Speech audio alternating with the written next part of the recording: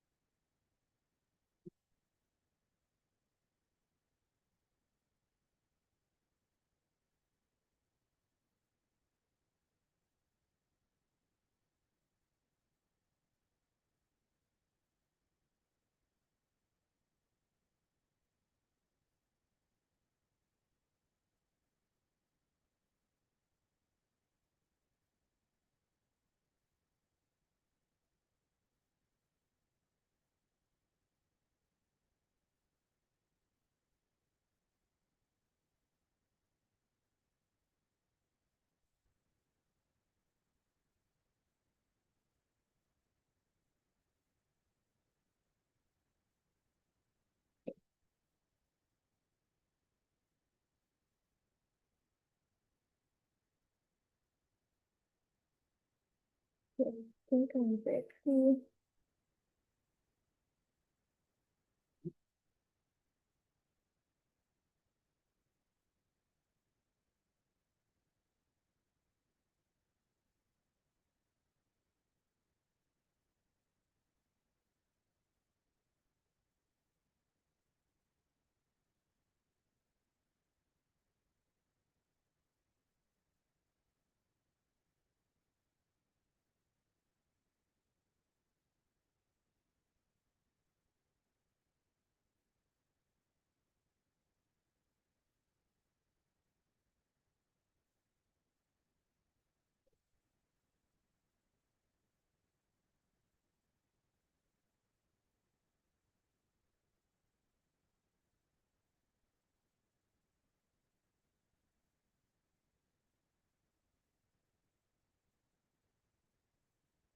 Okay, I think let's just get started in the interest of time.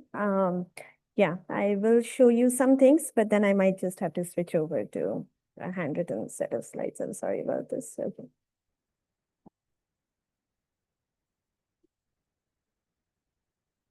Okay, welcome everybody to this rather stormy morning.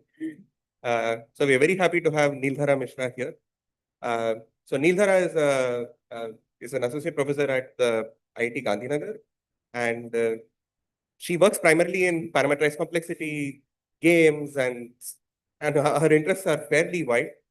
And I should also add that so Neeldhara did her PhD in IMSc, and I was a student at CMI around that time.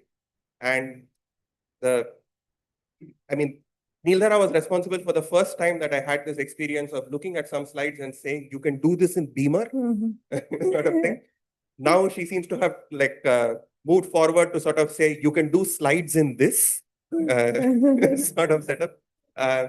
So she's going to be talking about eternal guarding games for not external guarding games. Thank you so much. Thanks, Ramprasad, and many thanks to the organizers for having me here. It's absolutely wonderful to be back at the TIFR campus, and it's also very exciting to be able to present something to an audience of experts, also a bit intimidating, but it's great to be here. And I want to talk about eternal guarding games a little bit. I will say logistically that we may have a little bit of trouble with this slightly experimental slide setup. Ramprasad's already advertised that I'm being experimental with this. So full disclosure, these slides have been generated with Manim, which is the math animation library for Python. And unfortunately, I had a last minute bug in the rendering. So I do have pretty slides, I promise, but I may have to share them with you offline. I will show you what I can, just so that we have receipts, but I may have to switch over to a traditional like chalk and board thing in like through the iPad in just a bit.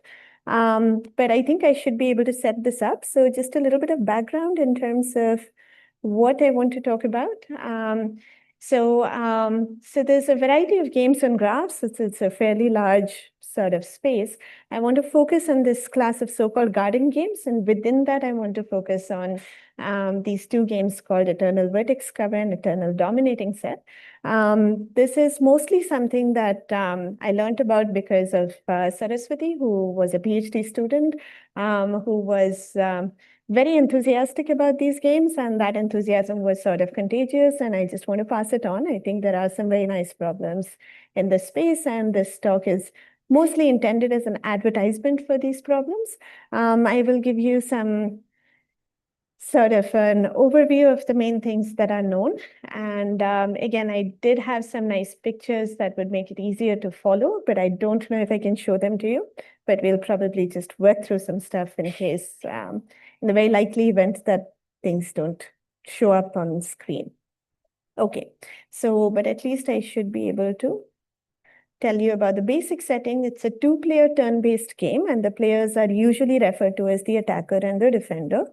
The playground is usually a simple undirected graph, typically assumed to be connected for reasons that will be clear. But sometimes you can play these games on directed graphs and things change a bit. From the point of view of the defender, they want to keep attacks at bay forever. That's the eternal in the name comes from the fact that the defender is interested in defending attacks forever, and the attacker wants to have a finite sequence of attacks that's eventually indefensible. Of course, I haven't told you what attacks look like, and I haven't told you what a defense looks like. So for different games, these manifest as different constructs. I will say that there are variations which are not eternal, in the sense that you would like to have a threshold up to which you can keep the attacker at bay. And if you can do that, you are happy. So for practical applications, probably that's kind of enough. So let me just give you an example of what we are looking at as a concrete attack defense setting. So we have here an example of a graph, and we do have some guards on some subset of the vertices. And in the first game, an attack typically manifests as an attack on an edge. So you can see that the attacker has chosen to attack that edge in the corner. And the way you defend, so in this game, attacks happen on edges. So the attacker on their turn can choose any edge they wish to attack.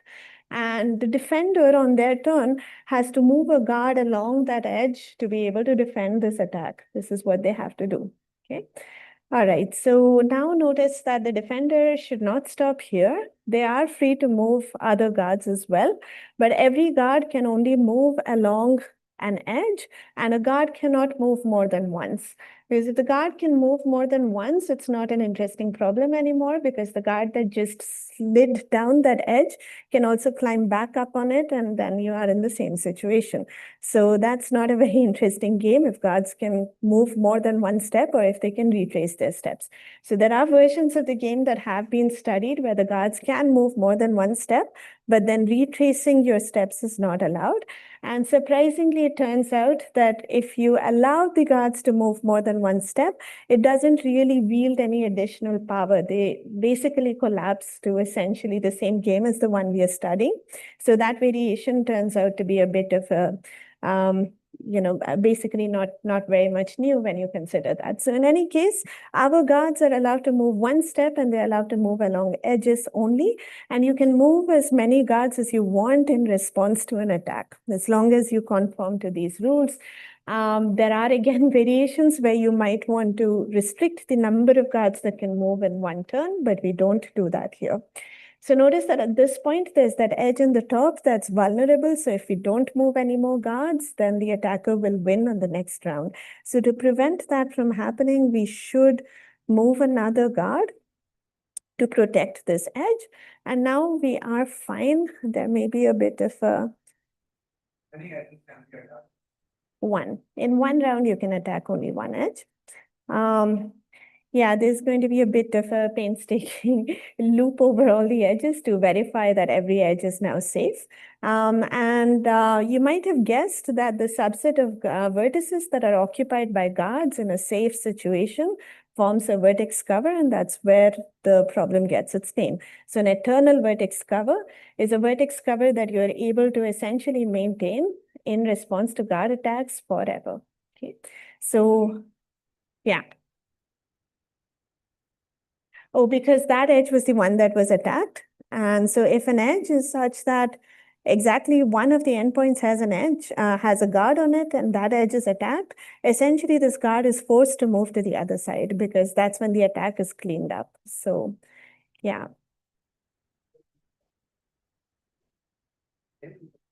Correct, correct. No. So in the initial game, you have the structure of the graph. The defender knows the exact structure of the graph, and they're allowed to position guards as they please. So, and then they keep responding to attacks as they go. Yes, so it's a perfect information turn-based game. So once the guards are moved, the attacker knows the new positions of the guards, and they can plan their next attacks accordingly. Right. Right. If the edge is fully protected, meaning there are guards on both sides, that's effectively a dud attack. The guards are allowed to swap positions to clean up the attack in principle, so they're allowed to do that. There are, again, variations based on whether you allow multiple guards to sit at one vertex or not. We generally do not, so every vertex is either occupied or it's not. But temporarily, you may have to sort of, as the guards are moving, so you think of it as a cops and robbers thing where the guards are, on helicopters, but I don't want to use that word because they're on road, they are restricted to move according to the edges. But yeah, in an intermediate stage, as the guards are moving, anything can happen. As long as they move at most one step along an edge. And it's a successful defense if after all the movements are done, you again have a vertex cover and you have moved at least one guard along an attacked edge. So hopefully the problem setting makes sense. Think we are going to, oh, don't, okay, did I? Oh, I see. So this is something that I should have highlighted. The attacker comes back for his next attack. So now we see, oh dear, this is going to play through. Let me just see. Okay, yeah. All right. So the attacker attacked that edge now on the top. And again, there was a unique way to defend that attack by moving the guard to the right. But that leaves this highlighted edge now vulnerable. And to this I think a couple of ways actually that you can fix that. You could have one of the two guards at the bottom move to the top, or you could have the guard on the right move to the left. So I think just to make a point, I'm going to be doing this. And now notice that we have, once this guard has moved, we have this vertical edge being vulnerable. And that was not a very smart move because now because guards can only move one step, there's nothing you can do about this vulnerability that you have created. So you could, in principle, move out one of the guards from that K4 on the left to come down and defend. Like there's exactly one guard that you can move actually to defend this vulnerable edge. But then you have a K4 with only two guards on it, and there's nothing you can do about that. So if we do this series of moves, then the attacker wins on the next step. And oops, thank you. I should have. Okay, so this is a vulnerable edge. And yeah, because the K4 needs three of these guards, we can't afford to move one out. So either way, we are kind of stuck. And it's just nice to check. Can you do like a smarter move? Like there's probably a better defense that could have helped the defender hold out. Yeah.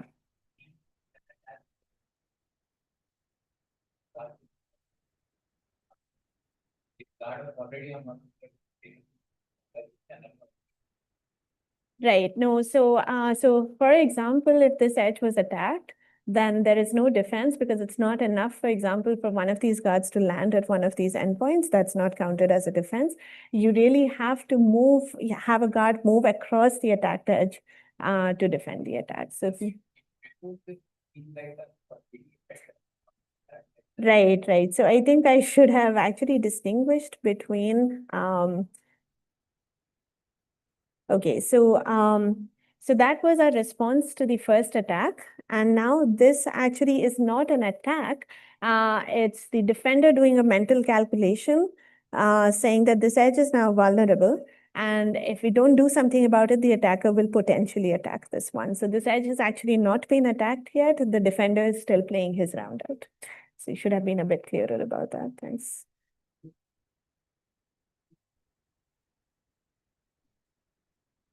Correct. Right. So that is actually the question that I want to come to next. So this indeed is partially, I think, addressing your question. So you might wonder, do you need like, can you always manage with vertex cover many guards? So alpha of G, I think, is a graph theorist's notation for the size of the minimum vertex cover of a graph, if I'm not wrong. And certainly the number of guards you need to deploy to eternally guard a graph, that's called the EVC number of G. And that's certainly at least alpha of G, because to begin with, you need to place a vertex cover. And it turns out that it's at most twice alpha G. So you can always manage if you give me a budget of 2 times alpha of G. And because we have that lower bound, this works out to being a 2 approximation. So this was the easy part. This is slightly less obvious, but let me see if I have enough slides to walk you through this. So essentially, you do what you would do in vertex cover for 2 approximating. You come up with a maximum matching. So in this case, we really need a maximum matching, not a maximal matching. And what you could do is essentially decide to permanently guard the maximum matching, both endpoints of all vertices on the maximum matching. And now, well, if an edge is attacked, like Ramprasad was saying earlier, if it's within the matching, then that's easy to defend because that's actually an overprotected edge and the guards can just swap places to defend it. But on the other hand, you could have an edge that goes across because this is an independent set. There's going to be no edges within. Well, if you have an edge that goes across, then what you could do is, well, this move is forced, and this is the extra move that we make here. And notice that this is also a vertex cover. One reason that this is a vertex cover is because these edges, along with this one, also form a matching. So that's why that's a vertex cover. And the other way to see it is that if there was indeed some edge that's now not covered, it has to be incident on this vertex. But if it's incident on this vertex here, then you have an augmenting path, and that was not a maximum matching to begin with. That sort of makes sense. Yeah. So this essentially tells us that you never need more than twice minimum vertex cover number many guards to defend a graph forever.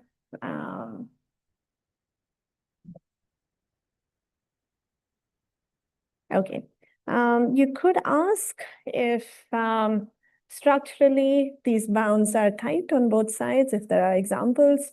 And well, indeed, for graphs that require twice vertex cover many, the example is right. Star is a great example. So a star, the minimum vertex cover is 1, but you do need like an extra guard. And in general, a path is also a good example of needing twice as many. So here, for example, we have, so the reason I will walk you through the example of a path is because the ideas here translate to trees in general. But suppose we have a path and 12 vertices and we place anything less than 11 guards in such a path, then notice that, well, you're going to have like 2 gaps somewhere. The gaps will not be consecutive because if the 2 holes are consecutive, then you're already in bad shape. But now what you can do is essentially force a gap in the middle by sequentially attacking. So, okay, notice that I'm being a little simplistic in saying that the defender only defends that edge and nothing else. But actually, there's not much more than that they can do. So they can move this guard, these guards are kind of, they don't have space to move. So the only other thing they can do is pull guards back. And I want to do this anyway. I mean, I want the defender to do this anyway. So now that that gap is created, you're basically forced, like that move was forced. So I continue pushing the guards back. And now I think I basically repeat. And basically the two gaps that were far apart are essentially pushed out to the end. And therefore you have a vulnerable edge at the very end that you can do nothing about. So at this point, the defender is trapped. And it turns out that this generalizes. So again, I don't, yeah, so I don't know if I'll have the slides to say it later, so maybe let me say it now. This generalizes nicely to trees.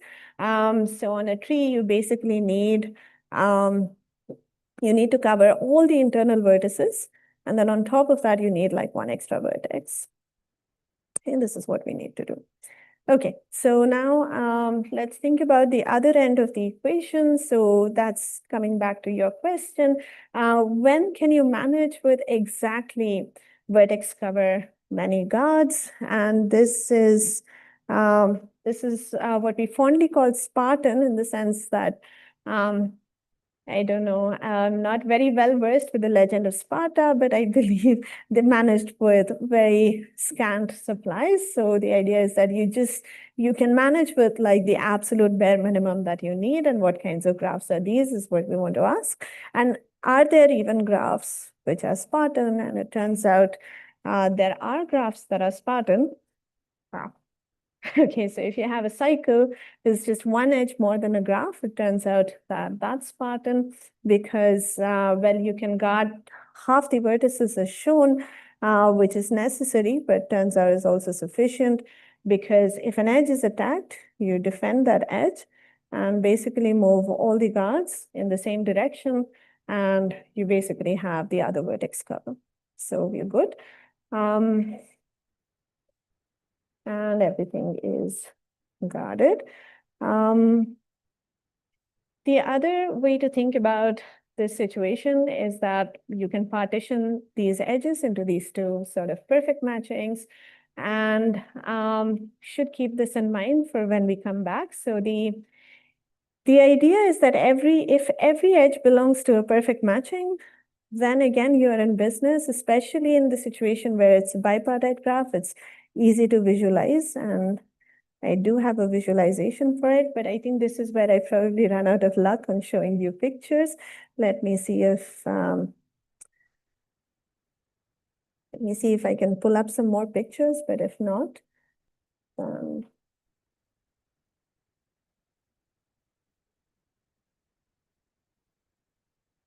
okay, maybe I do have some more pictures.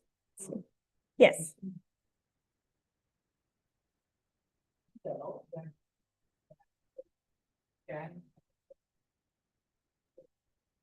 The attacker can attack because this is basically a game that goes on forever. The attacker will indeed end up repeating edges. And if you have deployed k guards, since there are only n choose k possible configurations of guards, even the defender will end up having a lot of deja vu eventually. And in fact, this is also the reason why it's in P space, is because you can kind of, the point is that it's kind of a finite, even though it's an infinite game, there's only a finite number of things that can go around. And describing any configuration is basically only polynomially expensive. So, correct, absolutely. So things can repeat across the board. Yeah, for sure. All right, so let me, we stopped where we said, well, a cycle has the nice property that every edge belongs to a perfect matching. We're going to come back to that in a bit when we go back to thinking about structural aspects. But let me say a few words about the complexity of this problem before moving on to structure. So On general graphs, EBC is known to be NP-hard. And again, if you're lucky, I'll be able to, it's a very cute and simple reduction, so I'll show it to you if I can. We've already seen that it admits a 2 approximation, but membership in NP remains open, and the best we know is that it belongs to P-space. So P-space hardness or membership in NP, either way would be nice to know. I believe that's open even on subclasses of graphs. On bipartite graphs, it turns out that it's NP-hard, which is an interesting contrast with vertex cover, which is famously tractable on bipartite graphs. On the parametrized front, there is an IPL paper which probably initialized some of these studies. It's Foreman, Sackett, Jaspers, and others, I think. They actually show the NP completeness and 2 approximation, and also show that it's FPT parameterized by the vertex cover number. So because vertex cover and EBC are only 2 apart, those parameters are effectively the same. If a FPT algorithm is something that is a new term, you can basically ignore it, but essentially it says that it's polynomial time for graphs which have constant sized vertex covers. In fact, even more, it's sort of an algorithm which is double exponential in alpha of g. So as long as alpha of g is at most log n or some such, the algorithm is polynomial time. So you could think of it as an algorithm that's polynomial time for a special class of graphs. There is a notion of kernelization in the parametrized world, and finding a polykernel is, I believe, still open for this problem. Actually, this FPT algorithm goes through finding a kernel. Essentially, what they do is they say that, well, if the vertex cover is small, so at most some k, then you can classify everything outside the vertex cover based on their neighborhood in the vertex cover. So it's sort of an idea which is fairly standard in this business. So you say that if you have lots and lots of vertices that have the exact same neighborhood in the vertex cover, they're all independent, so there's no structure between them. You can basically collapse some of these vertices and get rid of them. And they try to bound this kind of an auxiliary configuration graph, which keeps track of all guard configurations. So I can say more about this offline, perhaps, but it's sort of a nice algorithm. It's maybe not completely obvious, but does use kind of standard techniques. Interestingly, parameterized by tree width, this problem is conjectured to be para-NP-hard. We don't know. We do know because of comments made earlier that it's polynomial time on trees. We know the exact value of the parameter on trees. We also know that there's a subclass of series parallel graphs, which are tree width 2 graphs. There's a subclass of those called melon graphs or some such. And on such graphs, I think there's a paper earlier this year showing that that's polynomial time. And they conjecture that it's hard on the general class of series, on general series parallel graphs. If that is true, then there is no hope for a FPT algorithm in tree width. It basically means that you cannot hope to get a polynomial time algorithm even on graphs which have constant tree width, if this were to be true. So this hardness is sort of open. This is not a comprehensive survey by any means. There has been a lot of interest for EBC on special classes of graphs. So people have worked this out for subclasses of planar graphs and chordal graphs and split graphs and so on. So there's, I don't remember all the tractability boundaries exactly, but if you find me later, I'll share a link of a notebook LM file with you, which has all the details. And you can ask it questions and it'll tell you what's known. Okay, so, all right, so let's see if this is the main idea for the NP hardness, which is sort of a prelude to the idea for the hardness of bipartite graphs. So again, it's kind of a cute idea, so I'll just quickly walk through it. So this graph is, so we're reducing from vertex cover, I forgot to say, so we're reducing from traditional vertex cover. This set of green vertices, like I haven't drawn an actual graph, but imagine that that's the copy of the vertex cover graph that you start out with. All we do is add a global vertex, and then we add a pendant vertex to the global vertex. And the claim is that you can do, you can guard this graph eternally with alpha of G plus 2 many guards. So whatever you needed as the vertex cover for the original graph plus 2 extra guards. And the forward direction is easy to see, so I'll show you. The reverse direction just requires like a little more of an argument, which I will skip. But imagine that you station guards at the vertex cover of the base graph. So this is your initial configuration, and then you guard that edge. That's your 2 extra guards. And now imagine that some edge is attacked from the original graph. This was a vertex cover, so you will always be able to respond to this attack. But then you create, like, basically this may or may not be a vertex cover anymore, because it's possible that this vertex was also protecting or covering some other edges.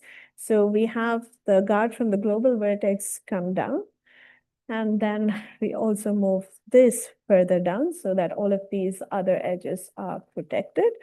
And now let's say, and this is basically an invariant that we will be able to maintain. So let's imagine now that some other edge was attacked. And again, because, okay, we're going to always maintain the invariant that the original vertex cover is always guarded and the global vertex always has a guard on it. And the point is that there's this kind of extra floating guard that does this job of going back and forth. So, so let's imagine that this edge is attacked, that this guard move. And now what we are going to do is again, bring the global guard down because that's the invariant that we ensure. And then we have this person who was up there go back up and we restore this. Actually, the nicer thing to do would be to just take the extra guy and pull him back directly. But I also wanted the invariant that the female guard is on the global vertex. So I just did it in 2 extra steps. But for the actual argument, you can do it like with just 1 step, and that's how you should do it. You can argue that two extra guards are indeed necessary, and so that accounts for the reverse direction. I probably missed some cases, like what if you attack this edge and so on, but it's just basically the global chap coming down and the extra guy going back up. And that essentially, oh dear, okay, so this is the issue with, okay, so this should have cleared out, but it hasn't, so I'm not sure. All right, I'm so sorry for this extra crowded slide, but if you can manage the cognitive overload, the reduction for bipartite graphs is essentially similar. We reduce from red-blue dominating set. So again, ignoring the ghost of the previous slide, you essentially have, so red-blue dominating set is like traditional dominating set, but on bipartite graphs. So essentially what we want is a subset of the red vertices that can dominate the blue vertices. Okay, so that's red-blue dominating set. So imagine a bipartite graph. One side is red, one side is blue, and you want a subset of the red vertices, let's say at most k red vertices that dominate all the blue vertices. So we don't care about dominating the red vertices. We just want to ensure that every blue vertex has a neighbor among the red vertices. Okay, all right, so we start off by taking a copy of this graph and essentially augment it with a little bit of gadgeting. What the gadgeting ensures is that the blue vertices are always guarded. So we attach lots and lots of pendant vertices to the blue vertices, way more than our budget, so that you basically, if you lose a guard on the blue vertex, you cannot afford to place guards on all the pendant vertices. So the blue vertices are permanently guarded. And the idea is that if somebody is not dominated, so the positioning of the guards on the red vertices essentially gives you a dominating set. And the intuition for that is that if some blue vertex is not dominated, then you can attack one of the edges going from that blue vertex down to a pendant. This guard is forced to move, but the entire world of this blue vertex, their entire world, meaning their neighborhood, is their neighbors upstairs among the blue vertices and these pendant guys. And if all the blue vertices are empty, it's like they have been betrayed because nobody can come back down and protect all the other pendant vertices. This is essentially the intuition. You have to argue a little bit more to make sure that all moving parts are safe. All right, so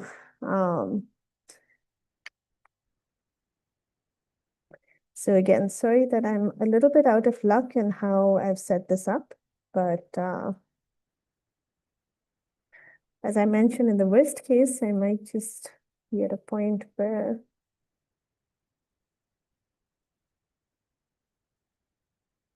okay.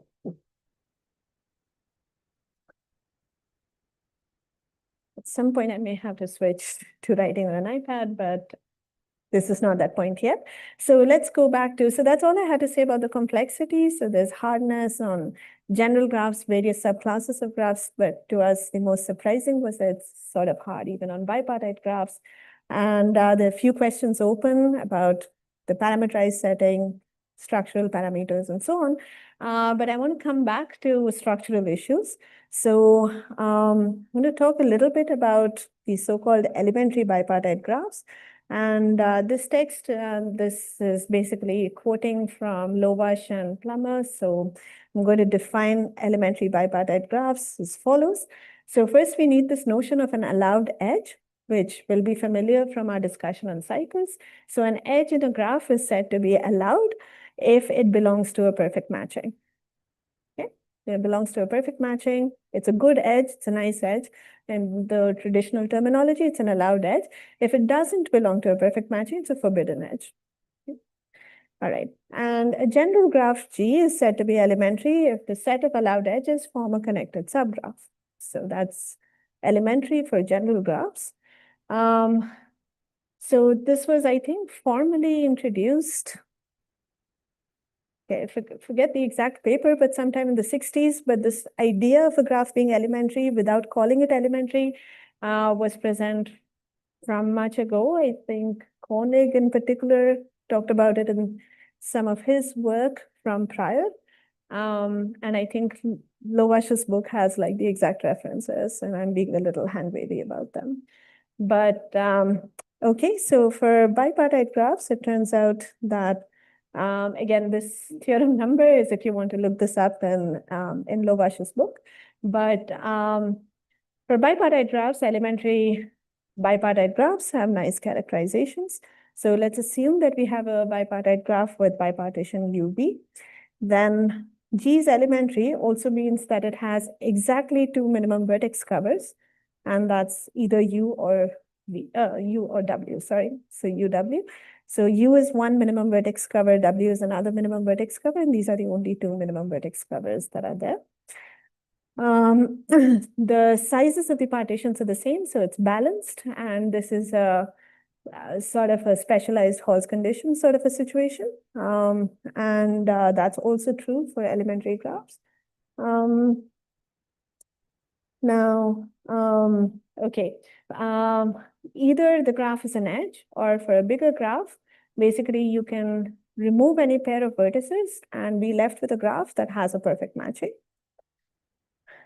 And finally, G is connected and every edge of G is allowed. Okay.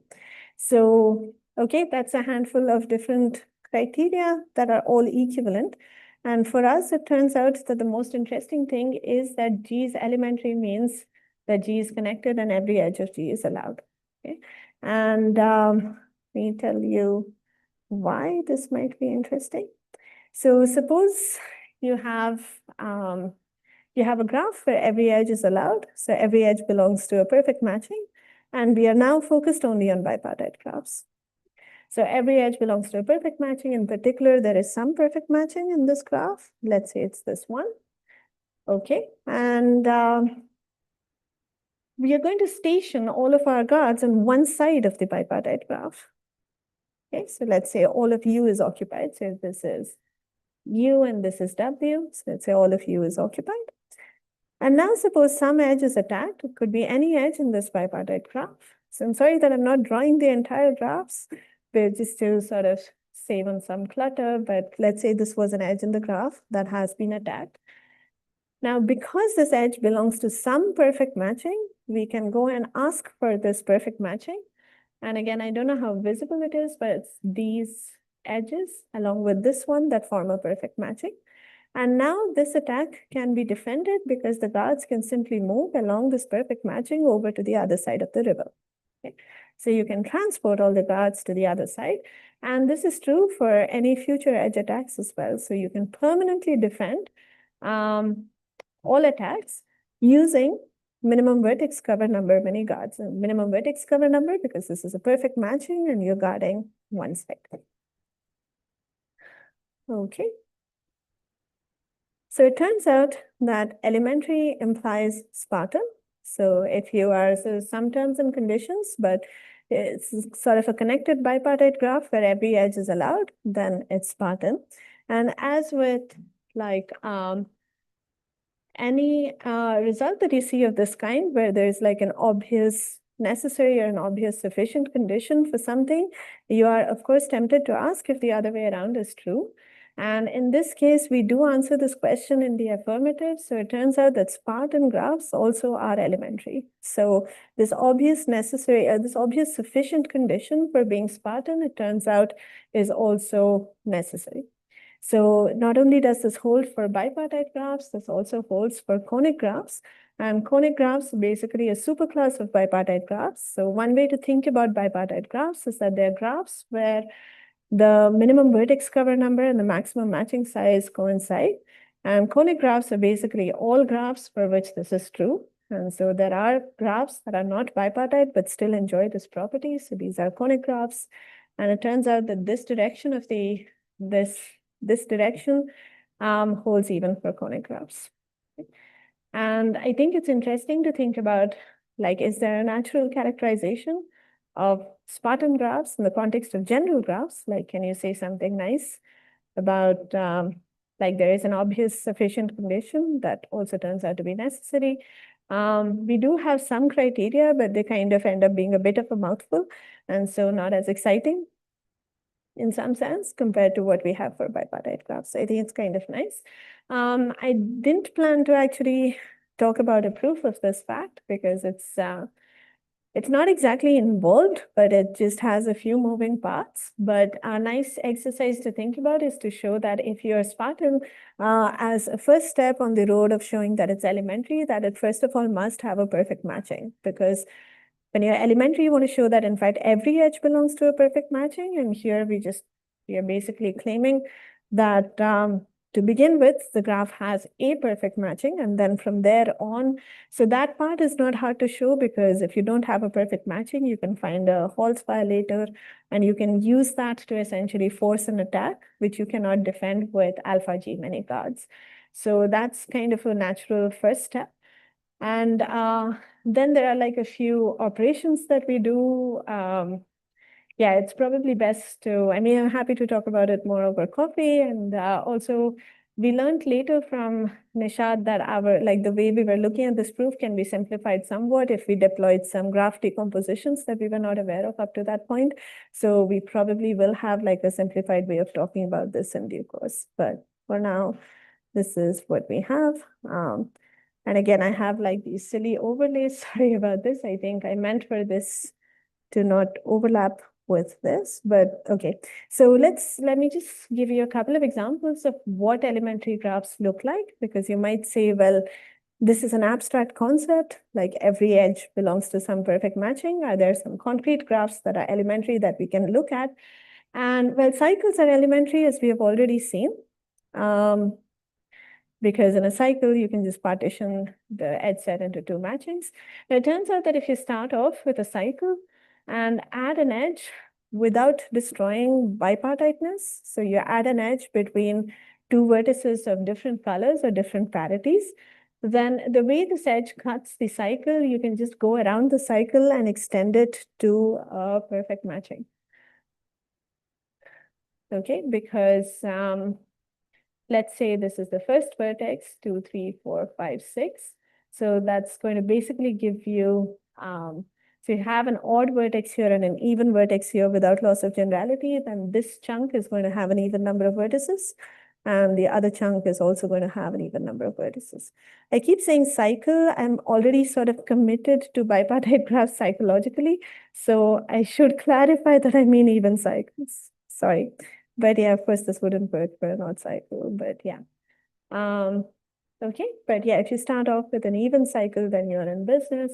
So now this, because of that unnecessary background, is going to look a little bit annoying, but yeah, essentially, I think these are all the edges that you can add, and you can add any subset of these edges and it would still work, basically. So you can add, you can freely add edges on top of a cycle. There are also certain ways in which you can combine cycles and maintain the elementariness of the cycle. So all of these things sort of give you ways of constructing elementary bipartite graphs. And indeed, it's sort of, that's hinting at the kind of decompositions that we know of that help us argue that elementary is the essence of Spartanness in the context of defending attacks forever. Okay.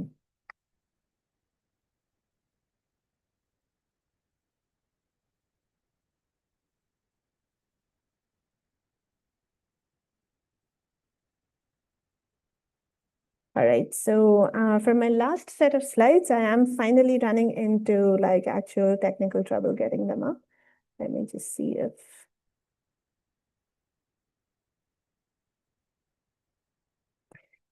Okay, I did promise that I will not keep you beyond the original time, so maybe I can just talk you through the last part of what I had to say. Essentially, I wanted to segue from here to vertex attacks, and there are essentially this is probably just going to wave my hands around some of this stuff. Let me just see if I can.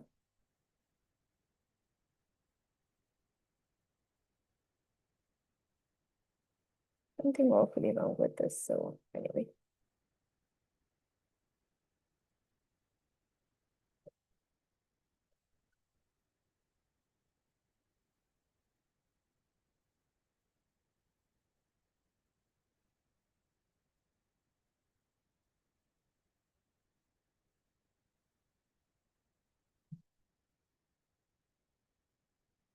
Okay, so I'm just going to see if this guy can get me back up in business. But okay, so instead of attacking edges, suppose you are now attacking vertices. So instead of vertex cover, you are now trying to maintain a dominating set. Okay, so essentially it's the same kind of rules. If a vertex is attacked, you want some guard to be able to move to the attacked vertex and deal with whatever attack there is. And chronologically, eternal versions of domination were studied well before eternal versions of vertex cover, partly because if you've heard of problems like Roman domination and other domination variants, historically, domination was motivated by issues of warfare, where you are trying to plan out how your armies are positioned. And in Roman and Italian domination and such variants, you're actually allowed to keep backup armies so that if somebody is attacked, then you can dispatch a backup army to the attacked frontier. And Roman, Italian, and traditional domination have generally been studied as static problems. So the eternal variant on it made a lot of sense, where you sort of say that, well, since you are trying to plan to defend, what if the attacks actually come, and how do you move your resources around, and how do you go back to maintaining the invariant that things are still safe and sound? So you want to basically keep reconfiguring dominating sets in response to edge attacks. So let me see if.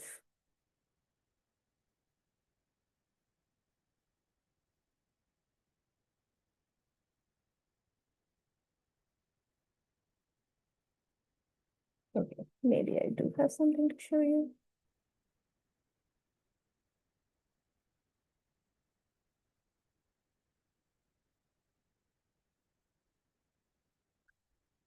Okay, so hopefully we have a vertex attack now. So this is the same graph as before, but the nature of the attacks is now different.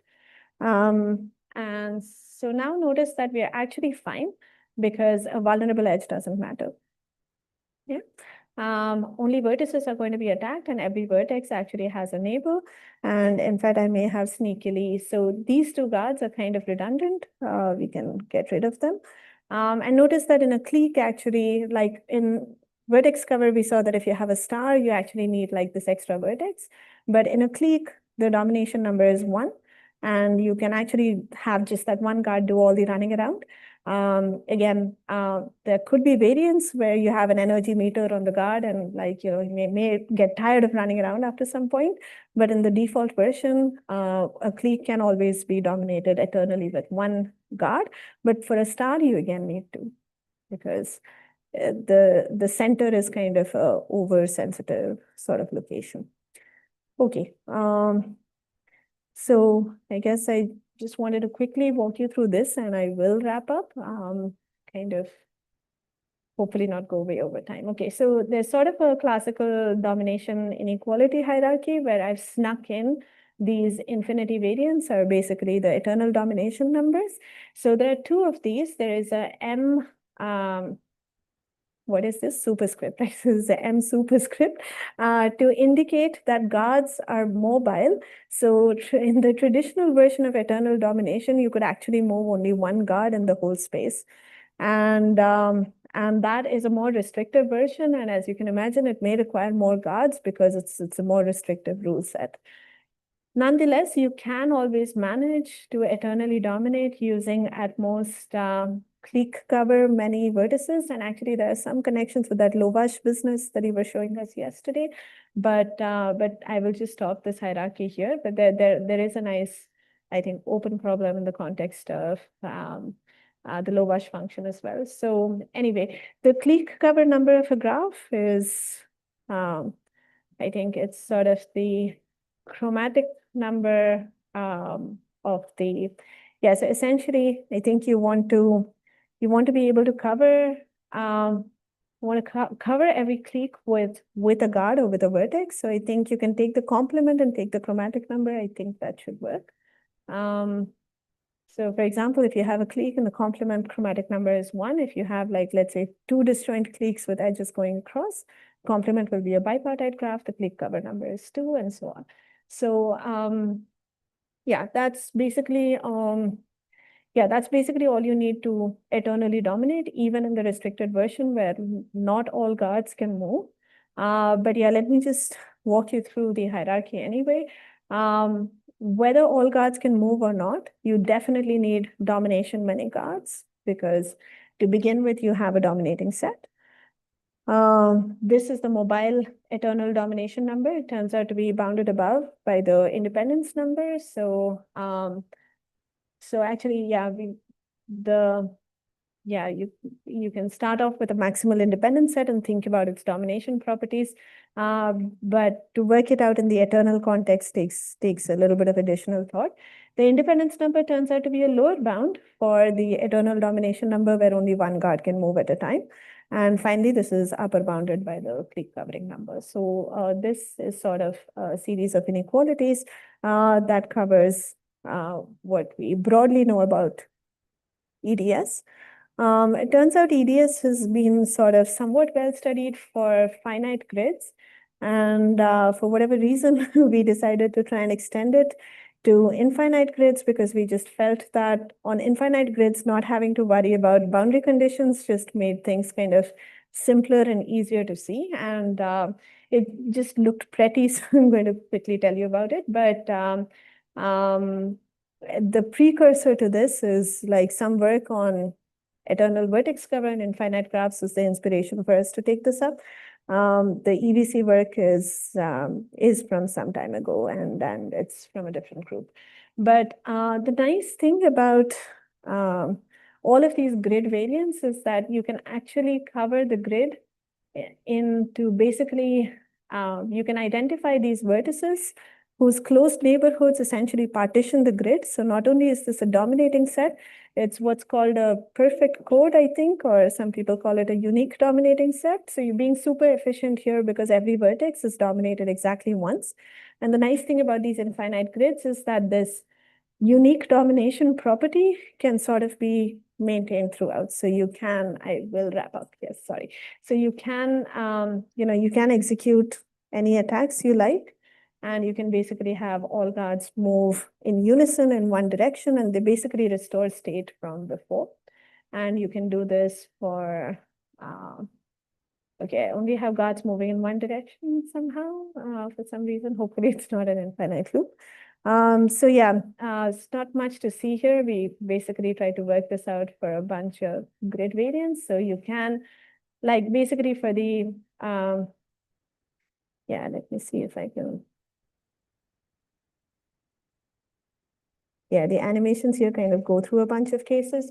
The hexagonal grid is slightly awkwardly drawn here. You should ideally be seeing hexagons, but a co-author finds it more more useful to see it this way. I'm not sure that this is the more intuitive version. But for hexagonal grids, again, it turns out that something like this will partition everything and you again have a perfect code. And it takes a bit of an argument, and I think this animation is also buggy, but you can actually maintain the state forever. And this is also true for the triangular grids. So this is the picture. Very briefly, this is the picture showing that it's a perfect partition. And again, state can be maintained, which I was anyway going to prove by animation, so probably not a great proof anyway. So, all right. So, yeah, this is my pitch for this family of games, and this is a very rough summary of what we went over. So for EBC and EDS, in both cases, there are like a bunch of nice open problems. For EDS in particular, I think Klostermeyer and Mynhardt have a very nice survey of the state of the art from a few years ago, I think, but it's still a very comprehensive survey and quite nice. There's also connections between EDS and Vertex cover that I didn't talk about. And for EVC, again, a ton of work that I skipped around variations, special graph classes, and so on. But fairly like, it seems to have interested a few people, and there's like quite a bit of work going on here. For infinite graphs, again, I'm happy to talk more about this offline, but for domination, we got kind of lucky in having a structure that like clearly cannot be improved upon, but we would like to come up with some notions of density that helps us quantify in the limit, like, you know, how do you measure the size of a parameter in an infinite setting? There are some ways to do it. It turns out that there are some details which remain unclear for these kind of eternal style parameters. And I think I will truly stop here. I should have an invitation for you all to come to IIT Gandhinagar. We're not very far away. And yeah, so please do stop by. And do want to acknowledge Saraswati and Tiziana, Federico, and Giacomo, co-authors on some of the EDS work. And yeah, full disclosure, as you could make out, the slides kind of work in progress, but a lot of it was generated with help from Claude. So yeah, should get that out of the way. Apologies for starting late and keeping you, but I think I'm done for now. Thanks.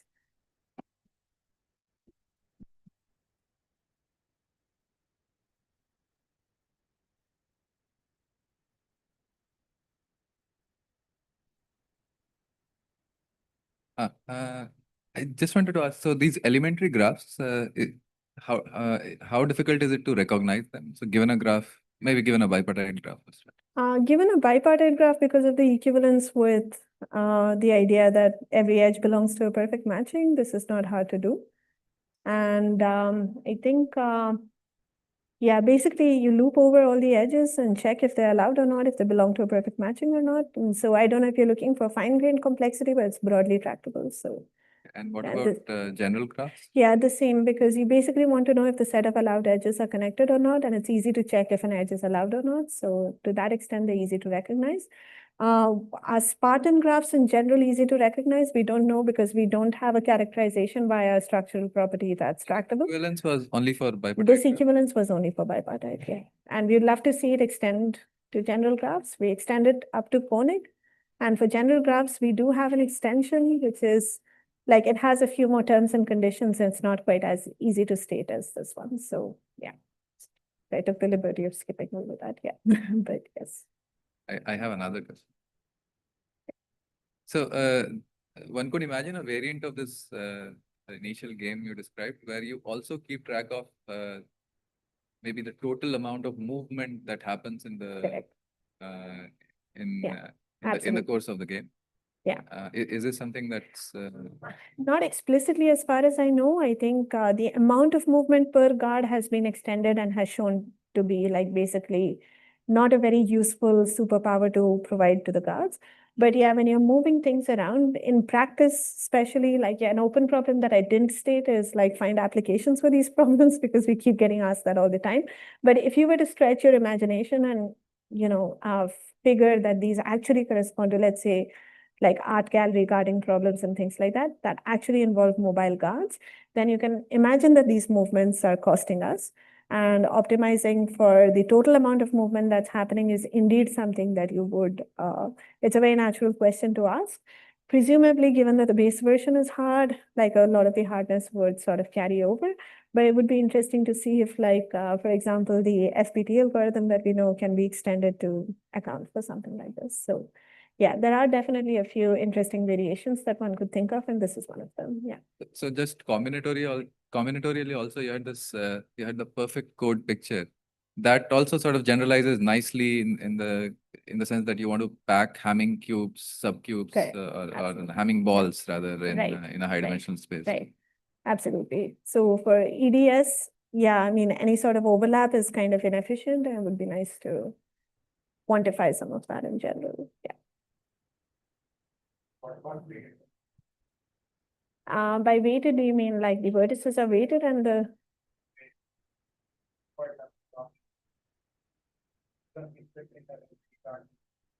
right? Oh, I see.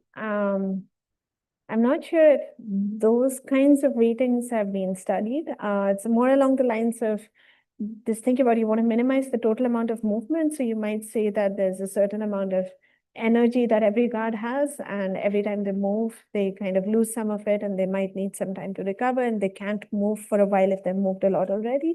So I know that I've discussed these variants with folks, but I don't know that there's any published research on variants like this. With vertex cover, like, yeah, the traditional notions of weighted vertex cover also I've not seen in the setting of EDC, but I could just be sloppy on the literature that I know. So don't take my word for it, but I'll, we can catch up offline if I find something.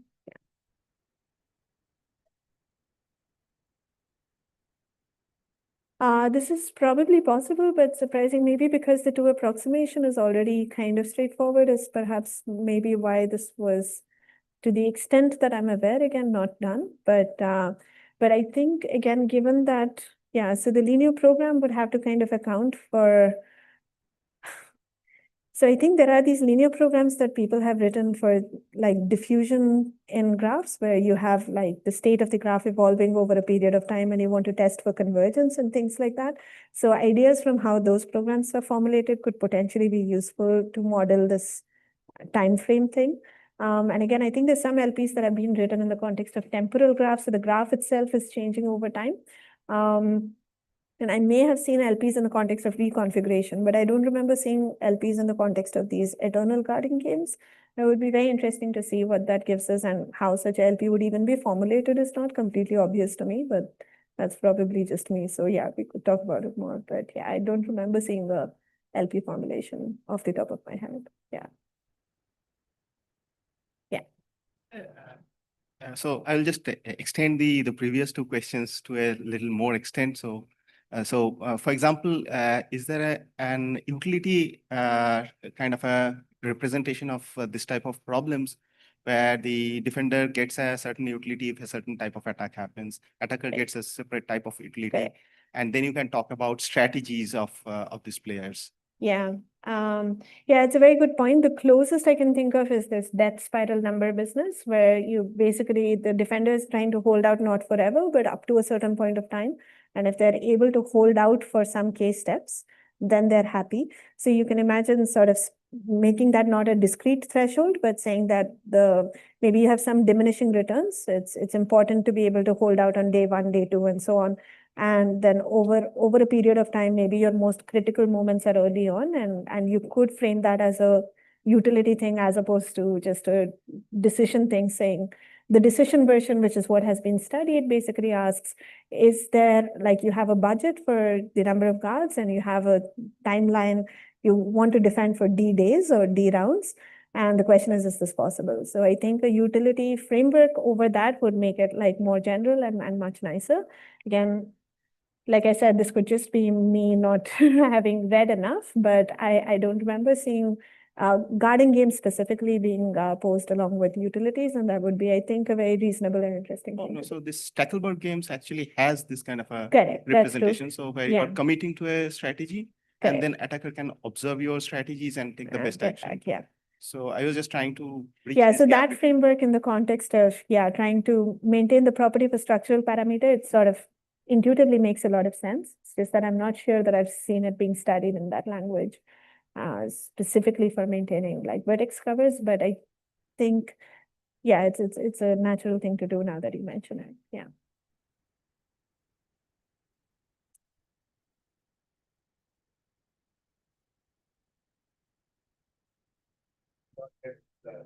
Again. All right, thank you. Unofficial. Not referred.